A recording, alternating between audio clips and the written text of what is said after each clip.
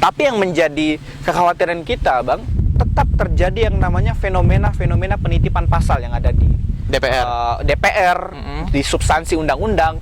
Jadinya kita patut menaruh curiga juga dengan ratusan pasal itu kemudian termuat di dalam RKUHP. Saya ingin berasumsi bahwa masalah yang ada di Indonesia ini hilang bukan karena terselesaikan, tetapi ditutupi oleh masalah-masalah yang lain. Salah satu alasan ataupun motif dasar negara, mengapa negara itu maju, itu karena dipupuk oleh kecerdasan masyarakatnya. Yang paling berbahaya bagi bangsa Indonesia itu adalah ketika bangsa Indonesia kehilangan pikirannya, kehilangan bagaimana cara berpikir, bagaimana cara menyelesaikan masalah. Bahwasanya kehadiran negara ini adalah bukan memberikan hak asasi manusia, tetapi melindungi hak asasi yang sudah ada.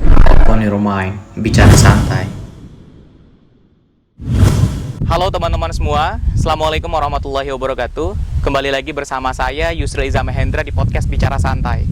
Hari ini saya mau ngobrol dan bicara santai dengan seorang aktivis mahasiswa di Universitas Mataram yang hari ini menjadi Ketua Badan Eksekutif Mahasiswa Fakultas Hukum Universitas Mataram, yang nantinya kita akan ajak untuk bicara banyak hal, khususnya berkaitan dengan rancangan undang-undang KUHP yang kemudian menuai polemik di ruang-ruang publik.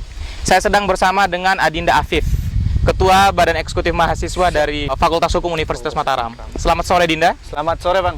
Sehat ya? Sehat, alhamdulillah. Oh, ini kalau masih senyumnya sembringah, berarti ini menandakan sesuatu hal yang luar biasa. Ada optimisme di sini berarti. Harus optimis itu dikala dunia sedang tidak mendukung kita, kesibukan yang menerpa keseharian kita harus kita hadapi dengan senyuman. Harus dihadapi dengan senyuman dan dihadapi dengan optimisme yang sangat luar biasa. Apalagi teman-teman semua, kita tahu bahwa anak muda ini kan kita harus dorong untuk terus menumbuh suburkan optimisme di ruang-ruang publik. Walaupun banyak sekali polemik yang terjadi di ruang-ruang publik kita. Banyak sekali permasalahan yang terjadi di bangsa kita, termasuk yang terbaru, yakni berkaitan dengan RUU KUHP yang kemudian dianggap kontroversial, walaupun di tahun 2019 juga pernah ditolak oleh mahasiswa, demonstrasi besar-besaran waktu itu. Rasa-rasanya teman-teman di podcast Bicara Santai ini mau tahulah kesibukan Pak Ketua BEM sekarang. Ya, alhamdulillah berjalan 6 bulan, Abang Da. Ya. Saya diamanahkan oleh mahasiswa Fakultas Hukum untuk menjadi Ketua Badan Eksekutif Mahasiswa. Mengenai kesibukan ini, biasa kita mengadvokasikan persoalan-persoalan mahasiswa, dan yang selanjutnya mengadakan kegiatan yang mungkin memberikan kebermanfaatan yang lebih luas ke mahasiswa. Dan khususnya, kebetulan Bang, nama kabinet kita itu Kabinet Intelijensia. Jadinya kabinet ini kenapa kita membuat ataupun memberikan penamaan ini bukan tanpa alasan, tetapi kita ingin langkah gerak kita ini sebagai orang-orang yang cerdas, karena secara definitif itu intelijensia itu adalah orang yang kemudian mengabdikan pikiran serta tenaganya untuk kepentingan bangsa dan umat. Baik. Misalnya kalau kita dilihat dari sejarah, Bang, rata-rata orang yang kemudian entah yang menggerakkan kemerdekaan Indonesia, orang yang memberikan kontribusi besar di Indonesia itu adalah orang-orang yang dinamai sebagai kaum intelijensia. Nah, jadinya berangkat dari dasar falsafah itulah yang kemudian kita menamai Kabinet Intelijensia. Dan alhamdulillah kita sukses menghadirkan 2 tokoh nasional, yaitu Rocky Gerung yang sedang tren di milenial, dan Mbak Bivitri Susanti seorang ahli hukum tata negara di Jentera Law School. Oke. Saya juga sempat ngelihat poster yang tersebar banyak bahwa itu adalah bagian dari bagaimana kita merawat daya kritis. Jadi teman-teman semua, kebetulan Adinda Afif ini adalah junior saya di salah satu organisasi. Bukan hanya di BEM tetapi di Himpunan Mahasiswa Islam. Kondisi hari ini, Dinda, yang diperhatikan, kritisisme di kampus masih terus tumbuh subur atau bagaimana? Kalau saya lihat, Bang, kondisinya sekarang 2 tahun terakhir semenjak adanya COVID ini mengalami daya kritis mahasiswa itu mengalami kemunduran. Saya tidak menjustifikasi ataupun mengkambing hitamkan COVID. Kita sedang, khususnya mahasiswa, kita sedang berada pada kondisi learn hopeless. Jadinya kita tidak memiliki harapan untuk belajar, untuk semangat berkarya. Saya juga merasa beda sekali gitu, pra-COVID dengan pasca-COVID. Bagaimana kita sebagai mahasiswa yang kemudian memiliki beban tanggung jawab ke masyarakat yang katanya itu sebagai mitra kritisnya pemerintah itu, untuk bagaimana kemudian jangan sampai momentum ini dimanfaatkan oleh pemerintah gitu Bang. Iya, Karena yo mahasiswa diam ini, mahasiswa males, paling kuliah itu Zoom, tidur lagi. Iya. Nah, itu kita manfaatkan. Ya terbukti misalnya dengan lolosnya beberapa peraturan perundang-undangan yang kemudian kita lihat, misalnya Undang-Undang Cipta Kerja yang kerja 100 hari, revisi Undang-Undang P3 yang kemudian menuai kontroversi. Itu semua disahkan ketika mahasiswa itu berada pada, bisa dikatakan, kondisi kritisnya mahasiswa. Iya, pandemi COVID-19. Ya, COVID-19. Iya, benar. Nah, itu yang kita perhatikan dan kita merasa prihatin di situ. Nah, makanya meskipun kondisi yang begitu tidak memberikan support kepada kita, ya kita juga, apalagi di BEM juga ya, saya sebagai ketua BEM juga memiliki tanggung jawab moral, beban moral, bagaimana agar mahasiswa Fakultas Hukum UNRAM khususnya itu dapat bertahan ataupun mampu memberikan daya kritis meskipun dilanda oleh berbagai persoalan-persoalan kebangsaan yang terjadi. Tapi pasca pandemi COVID-19 tentunya interaksi sosial, ya, kehidupan masyarakat kan kembali normal nih. Tentunya kita harapkan juga normalnya keadaan sosial kita bersamaan dengan ya kembali pulihnya kritisisme yang ada di kampus. Karena tentunya kita khawatir. Mungkin publik juga khawatir bahwa kemudian pandemi COVID-19 justru menjadi ruang untuk kekuasaan memanfaatkan itu sebagai cara mereka atau situasi yang mereka manfaatkan untuk memuluskan kebijakan-kebijakan mereka yang tidak pro kepada masyarakat, pro kepada rakyat, pro kepada mahasiswa. Kalau saya lihat kan ini kita keluar dari babak COVID ini. Jadi kita setelah menghadapi persoalan-persoalan kebangsaan, kita menyelesaikan perhara sosial yang begitu rumit pasca pandemi COVID-19. Okay. Jadi itu tantangan juga bagi kita semua sebenarnya, karena kita bukan setelah COVID-19 itu selesai, masalah selesai tidak seperti itu, tapi ya kita melihat pemerintah saat ini kan pemerintah yang kalau udah bahasanya Thomas Hobbes itu sebagai pemerintah yang leviatan gitu,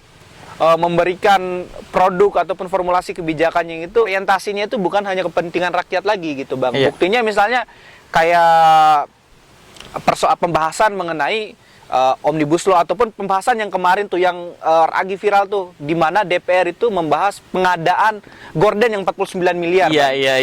Itu kan ya kalau saya lihat kan standarnya syarat untuk menjadi manusia itu adalah memanusiakan manusia lain. Cocok. Ya, yang menjadi pertanyaan adalah seberapa representatifkah DPR kita saat ini, misalnya ketika masalah sosial yang terjadi saat ini, tapi pengadaan yang kemudian dipikirkan oleh DPR saat ini itu adalah tentang pengadaan gorden. Saya sih sepakat ya.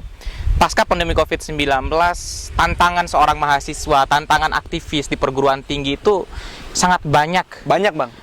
Pasca pandemi kemarin aja misalkan isu perpanjangan masa jabatan presiden, itu langsung mahasiswa demo di Jakarta. Mungkin kajian-kajian di daerah udah luar biasa. Kemudian masalah minyak goreng, masalah-masalah sosial dan lain sebagainya. Saya sepakat misalkan daripada pengadaan gorden, mending subsidi untuk kelangkaan minyak goreng. Itu kan lebih realistis kan? Memang mahasiswa itu wajib menaruh curiga terhadap kondisi sekarang, Bang.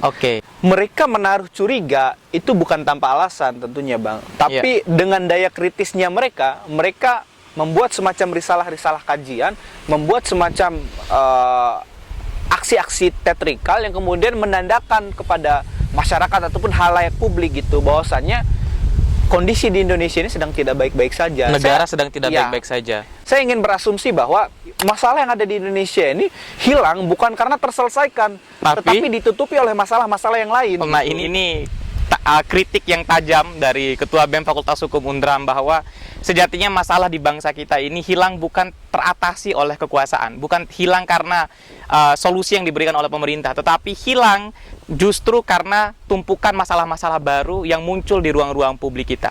Yang terbaru nih Dinda, masalah kritisisme, karena tentunya kan BEM Fakultas Hukum concern untuk memastikan bahwa daya kritis itu hidup dan tumbuh di kampus. Kita berkewajiban untuk itu. Berkewajiban untuk itu. Pasca pandemi COVID-19 apalagi kita harus dorong itu semua. Anak-anak muda itu bagaimanapun harus kita dorong untuk kritis kepada kekuasaan. Di RUU KUHP yang baru ya ada pasal lah yang kemudian diributkan oleh banyak orang yang disebutkan bahwa mengkritisi lembaga negara, pejabat publik itu bisa dipidana. Ini sesuatu hal yang menurut saya kontradiktif juga ya dengan semangat kita untuk menghidupkan kritisisme. Kemudian ketersinggungan orang-orang kan beda-beda nih, Pak Ketua. Iya, iya. Jangan sampai kemudian ini menjadi pasal karet. Setelah Iya, iya. Undang-Undang Benar, ITE, kemudian RUKUHP ini dijadikan sebagai pasal untuk membungkam mahasiswa, ya, meringkus orang-orang yang kritis kepada kekuasaan. Pandangannya kayak gimana, Dinda? Ya. Kita sebenarnya dalam memandang kebijakan pemerintah hari ini, kita tidak sepenuhnya mengamini sesuatu yang kemudian dikeluarkan oleh pemerintah. Saya pertama ingin melakukan disclaimer dulu, Bang, bahwasanya saya memiliki semangat yang sama dengan pemerintah, yaitu dengan melakukan adanya RKUHP, Rancangan Kitab Undang-Undang Hukum Pidana. Karena semangat awalnya pemerintah itu kan dengan tujuan untuk rekolonialisasi. Kita tahu bahwasanya Kitab Undang-Undang Hukum Pidana kita itu adalah kitab undang-undang dari peninggalan penjajah. Iya. Yang kemudian berdasarkan asas konkordasi, yaitu asas penggunaan hukum itu untuk menghindari yang namanya kekosongan hukum. Iya. Nah, hadirlah RKUHP ini. Nah, bagi saya sepakat dengan adanya RKUHP secara idealnya, idealnya adanya RKUHP ini untuk menghindari yang namanya undang-undang kolonial itu. Ya, siapa yang tidak bangga, Bang, dengan adanya produk hukum kita sendiri. Hasil buah pikiran dari profesor-profesor ahli-ahli hukum kita. Tapi yang menjadi kekhawatiran kita, Bang, mungkin kita misalnya kalau kita baca buku Indonesia for Sale karyanya Dandi Laksono ya, di situ dia uraikan, Dandi itu menguraikan bahwasannya tetap terjadi yang namanya fenomena penitipan pasal yang ada di DPR, di substansi undang-undang. Nah, jadinya kita patut menaruh curiga juga dengan ratusan pasal itu kemudian termuat di dalam RKUHP, dan yang selanjutnya ini kan sudah sempat terjadi yang namanya penolakan besar. Bahkan di Mataram, Bang, ya, itu di NTB khususnya itu ada namanya Gate 26S dan Gate 30S. Itu bukan PKI atau apa, tapi itu pergerakan mahasiswa pada saat September 2019 kemarin. Jadi banyak penolakan, bahkan hampir puluhan ribu mahasiswa turun ke Udayana, DPR provinsi itu, menolak kehadiran undang-undang RKUHP ini, Bang. Saya pun waktu itu ikut demo tuh waktu itu. Nah, itu tandanya, Bang, jejak yang kemudian kita tinggalkan. Iya. Tetapi menjadi pertanyaan, kenapa kasus ini mencuat lagi gitu? RKUHP ini apa yang kemudian ingin diraih oleh pemerintah? Kira-kira semangat apa? Apakah kemudian ini dengan semangat rekolonialisasi itu, atau ada motif-motif lain gitu? Jadi kita patut menaruh curiga. Sebenarnya kan kebebasan berpendapat ya tadi misalnya, contohnya salah satu substansinya kan mengenai penghinaan presiden, penghinaan lembaga negara. Kalau kita lihat, Bang, ya, saya tidak mengomparasikan dengan pasal-pasal lain. Misalnya yang Abang bilang tadi Undang-Undang ITE. Undang-Undang ITE kan kerap kali dijadikan sebagai pasal yang kemudian menjerat para pengkritisinya. Jadinya pemerintah hari ini kan tidak ketika dikritik, kebiasaan pemerintah ya, ketika dikritik bukan melakukan perbaikan. Tetapi ketika dikritik, tutup mulut kamu dengan undang-undang itu, dengan pasal undang-undang ITE itu. Justru yang mengkritik di counter balik nih. Saya tertarik tadi, Pak Ketua BEM, bahwa memang saya pun ya sebagai orang yang memang punya background di ilmu hukum, kita harus mendorong harus adanya kolonialisasi di dalam peraturan perundang-undangan kita. Aturan KUHP yang sekarang ini kan adalah aturan dari Belanda. Belanda dapat dari Prancis. Di Prancis itu sudah 3 kali diganti. Ya, di Belanda udah 2 kali. Di Indonesia belum diganti sama sekali. Artinya sudah tidak relevan. Di negara asalnya pun itu sudah tidak relevan. Apalagi dengan Indonesia yang secara kultur budaya masyarakatnya berbeda. Padahal kita harus mendukung ya. Aturan hukum itu harusnya bersumber dari living law. Living law yang ada di Indonesia. Nilai yang hidup di dalam masyarakat. Sehingga ia relevan dengan keadaan masyarakat kita dan lain sebagainya. Tetapi jangan juga kemudian ketika kita mempunyai semangat, ini kritikan kami untuk pemerintah ya. Ketika kita punya semangat untuk merubah itu, kita juga akhirnya membenarkan semua pasal. Pasti ada lah lubang-lubang kecil kan. Yang khawatirnya kita itu dimanfaatkan untuk membungkam mahasiswa, membungkam orang yang kritis kepada pemerintah dan lain sebagainya. Komitmen dari BEM Fakultas Hukum melihat pembungkaman, kritisisme yang disumbat oleh pemerintah seperti apa, Dinda? Salah satu bentuk komitmen kami terhadap pengawalan isu kebangsaan, Bang, ya, khususnya wacana terhadap pembungkaman, pengkritisan terhadap mahasiswa, yaitu kita salah satu wujud nyatanya ini, Bang, kita mengadakan diskusi intelijensiatal kemarin, Bang, dengan menghadirkan Rocky Gerung yang kemudian dikenal oleh publik itu presiden akal sehat, memberikan wejangan-wejangan pikirannya untuk kemudian mencerdaskan ke masyarakat. Nah, tentunya kita tidak hanya berhenti sampai situ saja, Bang. Oke. Tetapi kita akan kawal setiap persoalan-persoalan kebangsaan, khususnya yang sedang hangat ini, yang Abang bilang tadi, yaitu RKUHP, Rancangan Undang-Undang Kitab Undang-Undang Hukum Pidana. Jangan sampai lubang-lubang kecil ini terlewatkan, karena memang kita melihat rencana idealnya rekolonialisasi, tapi kita harus melihat sesuatu yang tidak terlihat. Kalau katanya Immanuel Kant itu das Ding an sich, sesuatu yang tidak terlihat, sesuatu yang tidak terlihat oleh halayak umum. Jadi kita harus melihat sesuatu yang tidak terlihat oleh publik itu, Bang. Dan tugas dari mahasiswa adalah membongkar itu semua. Membongkar itu semua, sampaikan kepada publik gitu. Rencananya juga kita akan melakukan konsolidasi secara besar-besaran, Bang. Bukan hanya pada tataran Fakultas Hukum ataupun UNRAM, tapi baru saja kemarin juga kita melakukan konsolidasi secara nasional LEMHI, Lembaga Eksekutif Mahasiswa Hukum Indonesia, dan diamanakan sebagai koordinator wilayah NTB. Nah, jadinya kita memiliki beban tanggung jawab yang ganda untuk melihat ataupun mengambil peran terhadap itu. Jangan sampai kita menjadi orang yang nomor 2 ataupun nomor 3, tapi kita harus menjadi inisiator terhadap gerakan-gerakan itu. Khususnya persoalan RUKUHP untuk bagaimana mencerdaskan teman-teman yang ada di NTB. Karena bagaimanapun ya Pak Ketua BEM orang backgroundnya hukum, pasti minimal ya lebih paham dari teman-teman yang dari fakultas lain. Dan Pak Ketua BEM kita udah masuk di sesi akhir nih. Tadi kan komitmen dari BEM melihat kritisisme kemudian permasalahan yang terjadi. Misalkan sewaktu-waktu ya kemudian RUKUHP ini mengenai pasal yang kita sebutkan di podcast ini kemudian lolos nih. Ya, kemungkinan terburuknya itu, Bang. Iya, kemungkinan terburuknya lolos nih. Apa yang akan dilakukan oleh BEM Fakultas Hukum atau BEM di NTB seluruhnya melihat situasi ini? Pertama kita harus melihat duduk perkaranya dulu, Bang, ya. Kalau RKUHP ini kan sudah berada pada tahap selewat dari rapat DPR pleno pertama.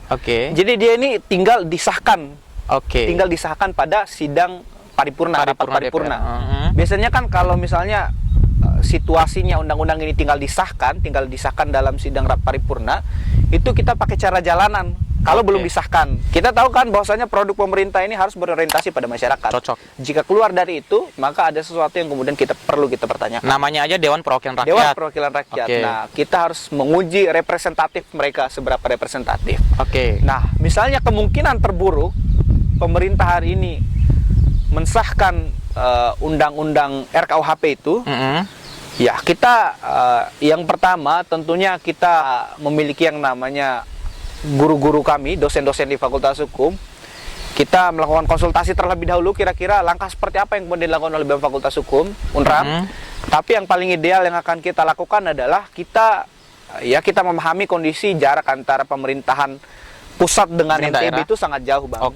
Jadinya ya kita akan bersinergi dengan dosen. Jadi kita akan melakukan judicial review, Bang. Judicial review. Judicial review.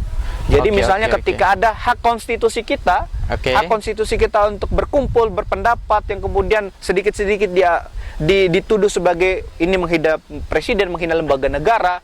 Nah, itu kan sangat merugikan hak konstitusi kita gitu, Bang. Saya sedikit juga, Bang,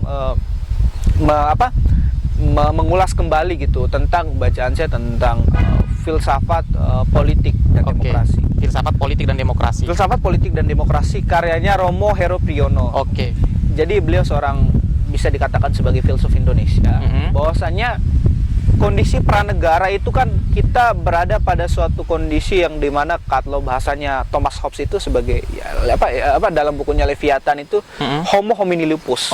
Manusia adalah serigala bagi manusia yang lain. Jadinya mereka bebas gitu untuk melakukan apa, pembunuhan ataupun apa, karena tidak ada otoritas yang kemudian melindungi mereka ataupun otoritas yang sebagai payung untuk melindungi yang lemah dan menghantam si yang kuat gitu. Nah, disitulah salah satu alasan kemudian mengapa lahirnya negara ini. Dan juga ada konsensus kontrak sosial kalau katanya J.J. Rousseau. Jadi kita memberikan kontrak, pemerintah berkewajiban ini, masyarakat berkewajiban ini, pemerintah memiliki hak ini atas dasar kewajibannya, begitupun masyarakat Rakyat memiliki mempunyai hak kewajiban ini. Jadi hak itu tidak atas dasar diberikan oleh negara, Bang. Oke. Karena memang kondisi pranegara itu, sebelum adanya negara ini, masyarakat itu bebas, manusia itu bebas tanpa adanya dikekang atau apa.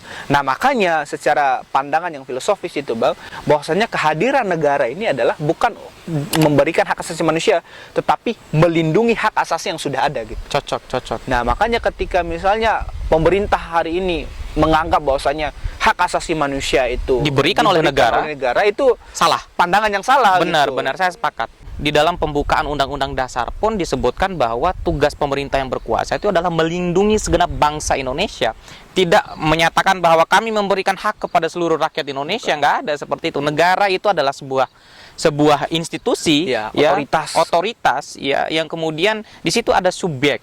Di situ ada pelaku fungsi, ya, yang menjalankan fungsi-fungsi dari negara. Artinya pejabat dan rakyat pun itu equal, Ya, sama-sama sebenarnya. Hanya karena mereka itu adalah rakyat, ya, yang diberikan mandat oleh rakyat lagi gitu loh untuk menduduki jabatan itu. Terakhir, Dinda, harapannya untuk bangsa dan negara dan proses penegakan hukum kita ke depan seperti apa? Ya, yang pertama ya tentang proses penegakan hukum, seringkali terjadi kondisi di persoalan hukum kita ini adalah tidak selarasnya antara dasin dan dasolen, Bang. Oke. Yaitu sesuatu yang secara idealnya terjadi dan sesuatu yang seharusnya terjadi. Apa yang kemudian disampaikan, diamanatkan oleh undang-undang dan apa yang kemudian diterapkan oleh aparatur penegakan hukum. Oke. Nah, Law in book and law in action. Law in book. Oke. Nah, jadinya harapan saya semoga proses-proses penegakan hukum yang terjadi di Indonesia ini berjalan sesuai dengan idealnya. Jangan sampai kita banyak buat undang-undang, tapi untuk pelaksanaan undang-undang itu lemah gitu, dikit. Saya kalau misalnya berkaca pada Imperium 3, karyanya Eko Laksono itu, Bang. Jadi salah satu alasan ataupun motif dasar negara, mengapa negara itu maju, itu karena dipupuk oleh kecerdasan masyarakatnya. Yang paling berbahaya bagi bangsa Indonesia itu adalah ketika bangsa Indonesia kehilangan pikirannya, kehilangan bagaimana cara berpikir, bagaimana cara menyelesaikan masalah. Semoga kedepannya ini akan tumbuh kaum-kaum intelijensia yang baru yang kemudian memberikan penawaran-penawaran solutif terhadap kondisi kebangsaan yang terjadi hari ini. Kalau katanya Profesor Renal Kasali, guru besar ekonomi UI, itu kita berada pada kondisi the great shifting, pergeseran yang terbesar gitu. Yang dimana kehidupan konvensional kita ini digantikan kehidupan digital. Nah, semoga perubahan-perubahan ini dapat kita hadapi dengan tentunya dengan pencerdasan dan kemudian memberikan tawaran-tawaran yang solutif. Dan itu adalah harapan dari Ketua BEM Fakultas Hukum Universitas Mataram, bahwa tentunya kritisisme, daya kritis itu harus kita tumbuhkan, dan tempat yang paling tepat untuk menumbuhkan kritisisme itu adalah di perguruan tinggi, dan aktor utamanya adalah mahasiswa. Terakhir, Dinda, ya, saya teringat tulisan dari Lawrence Friedman yang menyatakan bahwa ada 3 sistem hukum. Pertama itu substansi, kedua struktur, dan yang ketiga kultur. Dari ketiga hal itu haruslah saling, ya, mendukung satu sama lain. Jangan sampai substansi hukumnya baik, tetapi penerapan hukumnya buruk, dan akhirnya berdampak buruk juga kepada masyarakat. Apalagi misalkan kita khawatirkan, sudah substansi hukumnya buruk, misalkan seperti RUU KUHP, struktur hukumnya buruk, kemudian budaya hukumnya jangan kita harapkan bisa bagus di tengah-tengah masyarakat. Saya, Yusril Izam Hendra, bersama dengan seorang intelektual kampus, Ketua BEM dari Fakultas Hukum Universitas Mataram, menyampaikan salam hormat dan salam hangat kepada teman-teman semua. Mudah-mudahan kita selalu dijaga dalam nalar kritis dan intelektualitas. Sebelum kita tutup, Adinda, jadi di podcast Bicara Santai itu ada satu souvenir. Waduh, ini souvenir penghargaan kepada setiap talent yang kita undang, setiap orang yang bersedia untuk berbagi pikiran, narasi kritis, intelektual, dan pengalaman di podcast Bicara Santai. Luar biasa ini. Jadi ini, Dinda, souvenir dari podcast Bicara Santai. Souvenir ini support dari Oni Kreatif. Wah, mantap ini. Jadi OC Plakat, Oni Kreatif ini adalah tempat pembuatan souvenir paling recommended di Kota Mataram.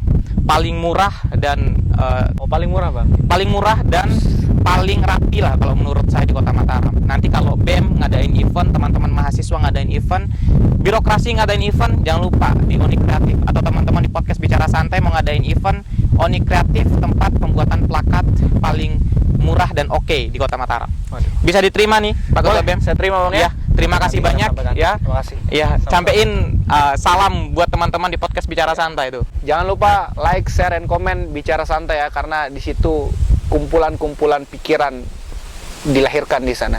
Oke, terima kasih teman-teman semua. See you next time. Sampai jumpa di podcast selanjutnya. Terima kasih Pak Ketua BEM ya. Terima kasih juga Bang. Siap. Semoga kita bertemu lagi nanti. Iya. Oke.